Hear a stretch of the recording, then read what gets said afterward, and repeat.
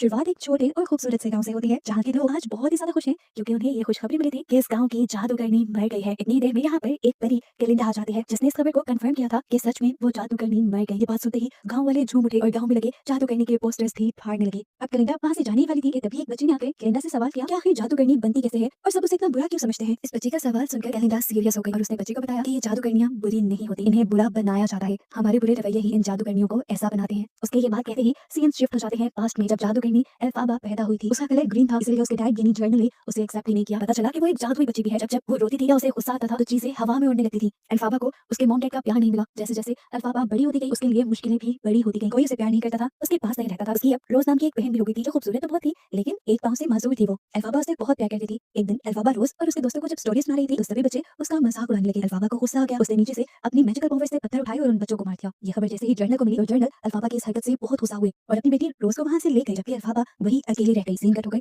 हमें दोबारा कैलेंडर और गांव वालों को दिखाया जाता है जहां अब तक इन लोगों ने उस विच का एक बहुत बड़ा स्टैचू भी बना लिया था जिसे कैलेंडर जला देते हैं। वो दोबारा यहाँ से वापस जाने वाली थी कि तभी एक गोल्डन कीनर से सवाल किया, क्या एल्फाबा आपकी दोस्त थी जो आप उसके लिए ऐसी बात कर रही है? कैलेंडर ने जवाब दिया, नहीं शायद दोस्त नहीं थी लेकिन मैं उसे बहुत अच्छी तरह जानती हूँ। उसके ये कहते ही हम लोग उस वक्त में चले गए जब एल्फाबा और कैलेंडर साथ थी। कैलेंडर यूनिवर्सिटी में पढ़ने के लिए आई थी और इसी यूनिवर्सिटी में एल्फाबा भी उस दिन अपनी बहन रोज का एडमिशन करवाने आई थी। अपना इसलिए नहीं क्योंकि जर्नल उसे पढ़ाई की परमिशन नहीं दे रहे थे। खैर अब इन सबका इंट्रोडक्शन शुरू हो जाता है जिसके बाद एक टीचर रोज को यहाँ से प्रोटोकॉल लेकर ले जाने लगती है क्योंकि वो जर्नल की बेटी थी। एल्फाबा को ये अच्छा नहीं लगा, उसने टीचर को रोका लेकिन टीचर ने उसकी एक नहीं सुनी और रोज को आगे की तरफ ले गई। एल्फाबा को गुस्सा आ गया और उसने अपनी पावर से रोज की व्हीलचेयर को रोक दिया।